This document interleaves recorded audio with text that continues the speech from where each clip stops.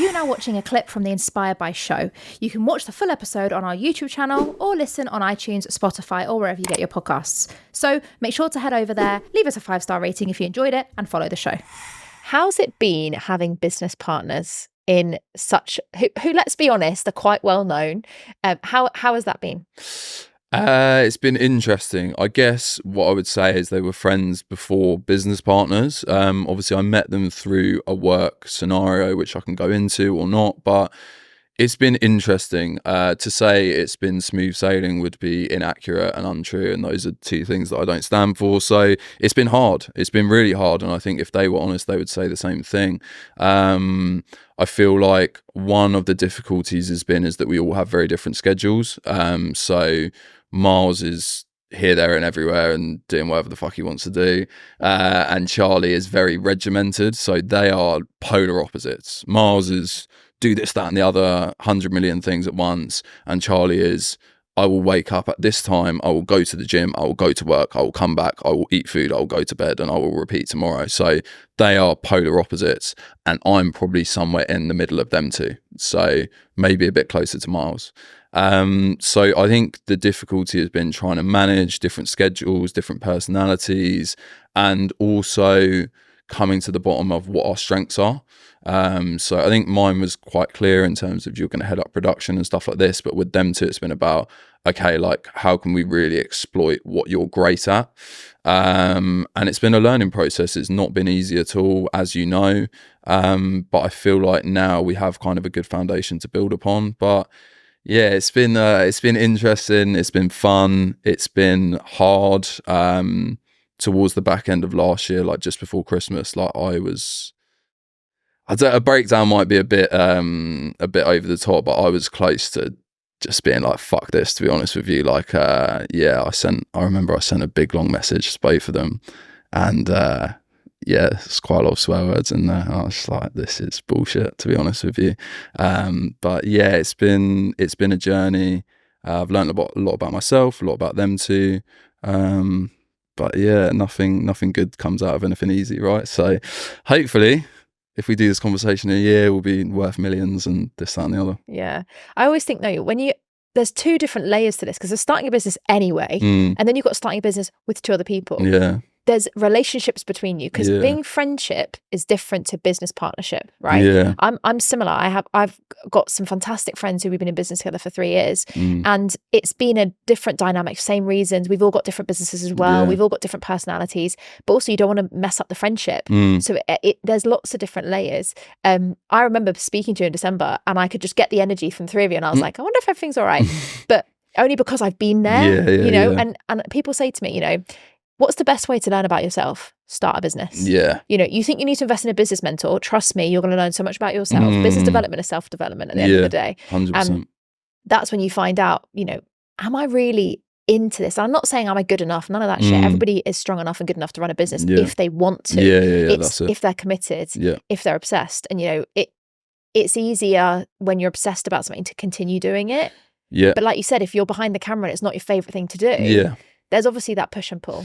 Yeah, I think that's key. I think also I was allowing quite a lot of what I wasn't in control of to consume me, which is something I've reflected on. And I'm not saying I don't care about certain things in the business now, but there is an element of like, if this happens and it's completely out of my control personally, I can't let that ruin my whole week or my whole day or whatever. I have to, of course, understand it, analyze it, and work out how can we rectify this. But I feel like my issue, probably in life in general, is I care a lot. Like I care too much, even about things which, like I said, I have no control over or no part in at all.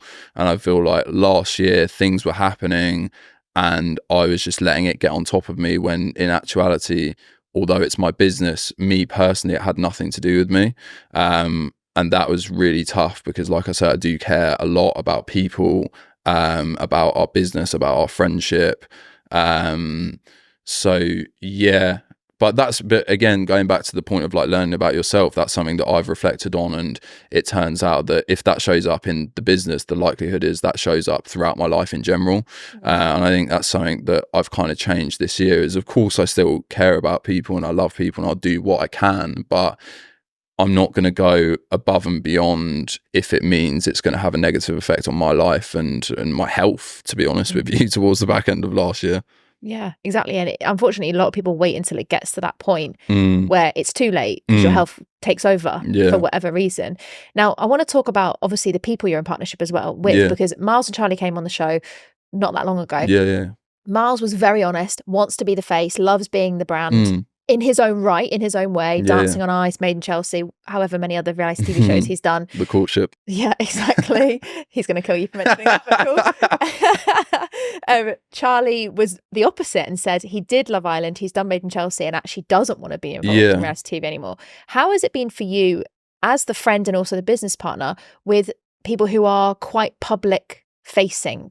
Have you noticed a difference in having people who are involved in reality TV, for example? Yeah, definitely. And I mean, like, some of it not to the same degree, but has transferred over to me, which has been interesting. It's something that I've never experienced before. I think most of it comes from Miles, as obviously that's his world right now and has been for a long time. But I mean, even the Playtime podcast, I remember I was in the sauna. It was a couple of months ago, and I was talking to one of my friends, and I left and I went on Instagram and clicked on my message request, and there was something like, "Oh my god, like I just heard your voice in the sauna and I knew you were from Playtime Podcast." And I was like, what the fuck is this? I messaged Mars. I was like, how do you deal with this all the time? So yeah, some of it has kind of transferred onto me. Had some shows message me which I think has definitely come from Miles and Charlie, so that's been interesting. But also it's been good to kind of be exposed to some of the positives of that life as well. Like the meals and, do you know what I mean? The benefits of that life. So that's been cool. But yeah, it's just a different world. And I think the empathy comes into it quite a lot in terms of the business, because I feel like, and I've spoke to Miles about this, there'd be times where he'd say, "Oh, I'm busy and I can't do this for the business." And I'll be honest, I'd be sat there thinking, "Miles, you're not fucking busy. I've got a job. I've got a full-time job. I do the editing the weekends. I do the filming. I'm working all evenings. You go and you sit in front of a camera for 45 minutes and then go and get your hair done and go to the gym and the spa. Like, you're not fucking busy. Like, just do it." But in reality, that's not true. It's very different. He does work super hard, and even in terms of doing the studio, that's something that me and him mainly did together, and he's always up for doing things regardless of the day, regardless of the hour. So I spoke about it on one of the podcasts. I think that we need to kind of look at job empathy across the board, and I feel like a lot of people always want the narrative of, I work the hardest and I work in a garage, I do manual labor. So you who works in an office, you don't do anything, you just sit there and type all day and stuff like this. And it's like, hard work can be diverse. It doesn't just have to be manual labor. It doesn't just have to be working in an office or a hospital or whatever it is. Everyone works hard, just in different ways. And I feel like that's something that I've kind of grown to understand through working with both of them. Yeah. Do you know what, though? It's really interesting. You mentioned empathy, because I think it's so easy. The empathy is needed because most people compare to each other, especially when shit hits the fan. And I don't mean like a complaint or a refund request or a big thing. I'm talking about when you're stressed, when you're tired. It's like, well, hang on. You can't do this. Like you said, you can't do this, but I'm working this. And it becomes like, we don't really know what's going on in people's worlds. And it's like peaks and troughs, right? Like Miles on Dancing on Ice, and we joked, I was like, I don't really think we've seen him in a little while because he's been on Dancing on Ice. But fair, I think, to say that Playtime Productions and the Playtime podcast has grown as a result of his visibility. Absolutely. Like, it would be naive to say that he is not the biggest driving force in terms of exposure for the business. Like, absolutely. He's a huge personality, amazing person, and he generates a lot of interest into the business, which is obviously great.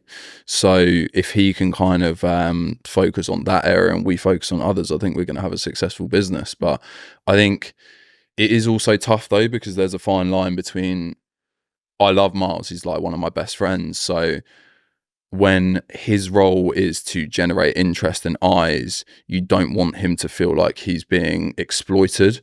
And I feel like that is something that you have to tread very carefully around. But we've had those conversations, and ultimately, like, if the business failed tomorrow, like, I would care, but ultimately he's still my friend. You know what I mean? I care more about him than I do about the business. So yes, I would say that is maybe the danger, but you just have to kind of have that conversation and say, look, this is your role, this is how we see you, you're amazing at this, and we value you for it very much. Yeah. And you mentioned obviously him being the driving sort of force behind it getting interest. Yeah. What would need to happen for all three of you to be so visible? I know now Playtime's recently changed, so you have a mic and you can share way more. But is that what you would love to have, like all three of you and actually equally being as visible as each other? Yeah, I think that would be cool. Obviously, I have ambitions to do certain things which would make my position in terms of like exposure more relevant. I think that would be cool. There is something to be said about how the podcast is going to transition, because we've not been filming it since Miles has been on Dancing on Ice. So won't say too much about that, but that's like a conversation that needs to be had about what the podcast looks like when we come out the other side. But yeah, I would very much like to be kind of in front of the camera, because I've not done as much stuff in the music industry recently. I did the documentary last year, but in terms of my front of camera time, it has gone down probably over recent months. So it's something, I'm keen to do. And I think Miles is keen to do it as well. So it's a conversation that needs to be had. But yeah, who knows? Maybe I'll have to go on a reality TV show to make that happen. Who knows? Oh, maybe. Which one would you go on if you could pick? It's a tough one, isn't it? I mean, like Love Island is great because the exposure is so huge, but I don't think it's very interesting. I kind of like the more intellectual ones. One that messaged me, which I was supposed to have a conversation with, was what's it called? Love at First Sight. No, Love is Blind. Love is Blind. Love is Blind. Yes, that one. They're coming to the UK, and yeah, maybe. I think that one's quite interesting. Married at First Sight messaged as well, but that doesn't interest me. Love is Blind, I think, is quite interesting.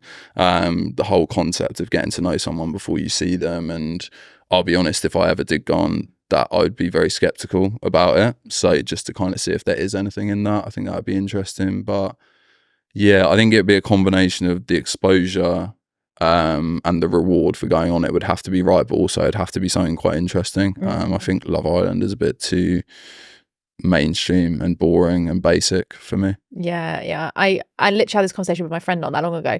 What about something to do with your business? Would you ever do like The Apprentice or anything like that? Yes. Yeah, I would. Although I haven't watched it recently, so I can't comment. But when I did watch it in the past and historically, I feel like the majority of them are just fucking idiots. And I wouldn't want to go on something to be shown in a negative light. So it would have to be for the right reasons, and I'd have to be kind of assured, like, no, this is like a serious program. Do you know what I mean? Like, but yeah, most of them are just fucking idiots with no common sense. And what's that clip where the woman, she wants to set up the website and she's doing the interview with the bloke, and she's like, yeah, so my website's going to be called this, and he's like, I presume you've got the domain for that, and she's like, no, and he's like, I've bought all the domains for your website, so you're fucked, basically.